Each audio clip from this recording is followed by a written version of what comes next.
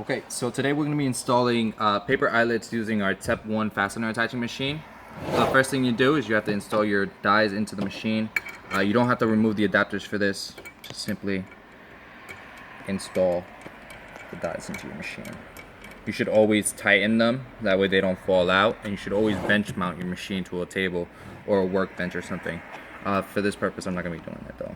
So what you do is you take your eyelet, you need to place it on the bottom die with the neck facing up. Or you did one a little while ago, but I'm gonna install like 2 or 3 at the moment. Now I have to be careful because again I didn't bench mount this. If I had been bench mounted it, it would have been a lot easier. I could have just been cranking them out a lot faster.